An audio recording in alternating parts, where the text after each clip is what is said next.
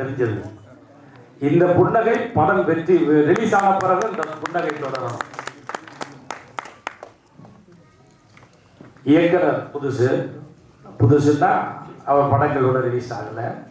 அனுபவசாலி தம்பி எனக்கு என்னன்னா, சிவகுமார் சார் அவர் பிள்ளைங்களை ஹீரோவாக்குனாரு, விஜயகுமார் சார் அருண் விஜய் ஆக்குனாரு, எஸ்.ஏ. சந்திரசேகர் சார் விஜய் ஆக்குனாரு. அதை மாதிரி ஏன் நடக்கக்கூடாது? கண்டிப்பாக நடக்கும். யாருக்கும் நிரந்தரம் கிடையாது. இன்னைக்கு வரும் நாளைக்கு போவோம். சவுந்தரப்பாரு இன்னைக்கு இது வரைக்கும் இன்னைக்கு இப்போ வந்துட்டு அத்தனை பேருமே தான் போட்டிருக்காரு. யார் ஒரு ஆள் உள்ளாங்களோ அவர் அப்பப்போ சொல்கிறாரு. யாராக இருந்தாலும் மேடைக்கு வாங்க, நம்ம எனக்காக நீங்கள் வர வேண்டாம், சவுந்தருக்காக வாங்க. நன்றி. சவுந்தர் ஃப்ரெண்டுக்கு இப்போ தான் தெரியும். இந்த படம் சவுந்தரா இவர் யூஸ் பண்ணு கேட்டுக்கிறேன். நன்றி, வணக்கம். தொழிலாளர்களுக்கும் தெரிஞ்சதற்கும் பிடிச்சதுக்கும் வணக்கம். இதயத்தில் காதல் படத்தை சொல்லணும்னா நிறையா சொல்லிட்டு போகலாம். ஏன்னா அவ்வளோ கஷ்டப்பட்டு சவுந்தர் எடுத்துருக்காரு. படத்தை எடுக்க வந்திருக்காரு. என்ன சொல்லுவோம் வாங்கம்மா.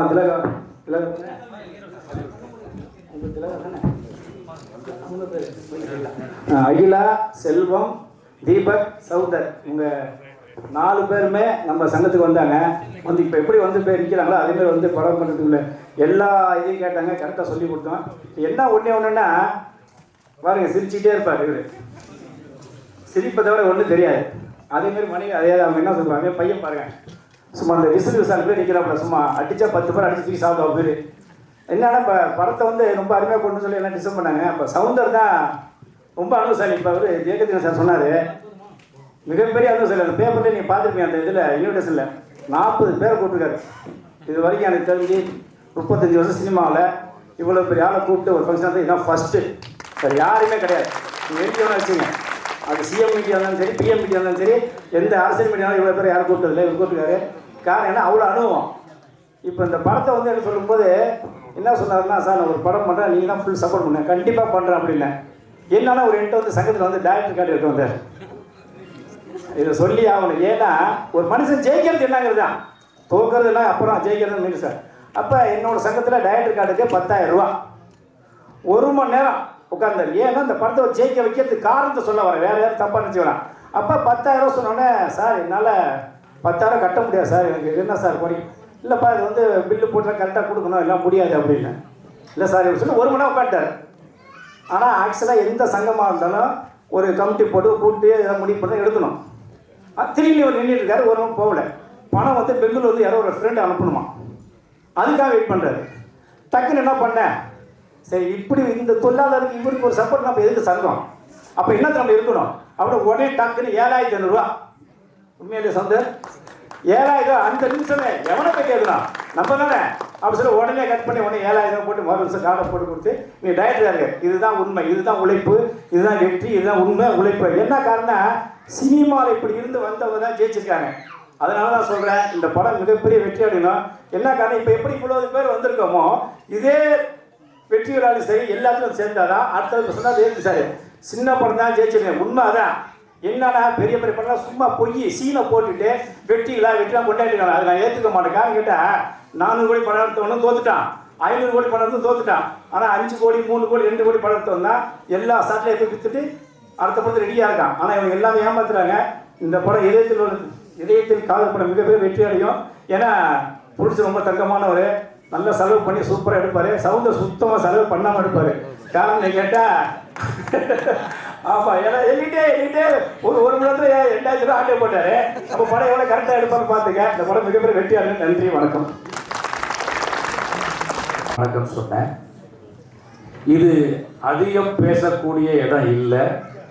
அவர் பேசுவார், அன்பு சொல்லி நிறையா பேசுவார். ஆனால் இது நான் அதிகம் பேசக்கூடிய இடம் இல்லை. இந்த படம் வெளியாகி மக்கள் அதிகமாக பேச,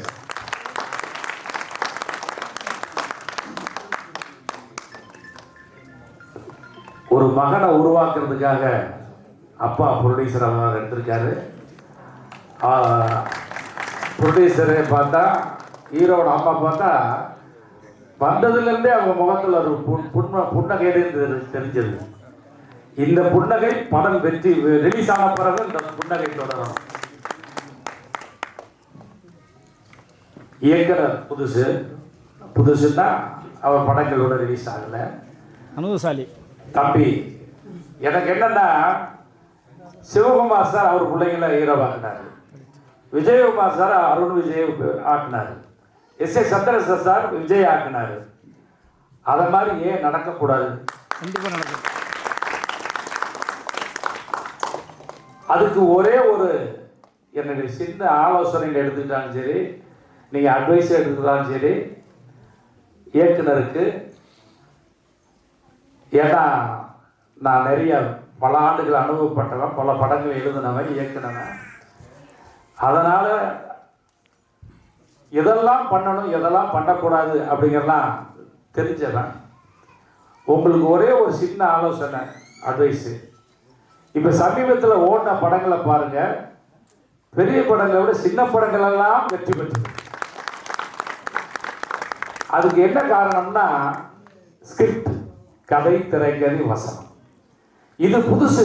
ஜனங்கள் முந்தைய மாதிரி பழைய கதைகள்லாம் இல்லை, ஏதோ சம்திங் புதுசாக கொடு அப்படின்றான். பெரிய ஆர்டிஸ்ட் படமெல்லாம் முதல் நாள் ஃபுல்லாக இப்போ பெரிய க்ரௌடாக இருக்குது, செகண்ட் டே தியேட்டர் காலியாக இருக்குது. நல்லா இல்லைன்னா, நல்லா இருந்தால் சின்ன படம் அடுத்த ஷோவே பிக்கப் ஆகிடுது. அதுக்கு ஒரே காரணம் ஸ்கிரிப்ட். மம்முட்டி சொல்லுவார், நான் மம்முட்டிக்கு 2 படம் எழுதியிருக்கேன். அவர் கேரளாவில் அவர் பெரிய ஹீரோ. அவர் என்ன சொல்லுவார் என்கிட்ட, ஞானல்ல ஹீரோ, ஸ்கிரிப்ட் தானே ஹீரோ. ஹீரோ நான் இல்லை, ஸ்கிரிப்ட் தான். சரியில்லாத ஸ்கிரிப்டில் ஆண்டவன் நடித்தா கூட படம் ஓடாது. நல்ல ஸ்கிரிப்டில் சுமாரான முகம் கொண்ட ஒரு கதாநாயகன் நடித்தா கூட படம் ஓடும். இதை சமீப கால படங்கள் நிரூபிச்சுக்கிட்டு இருக்கு. அதை போன்ற ஒரு படமாக இதயத்தில் காதல் அமைந்து அகிலா செல்வம் அவர்கள் வெற்றி தயாரிப்பாளராகவும்,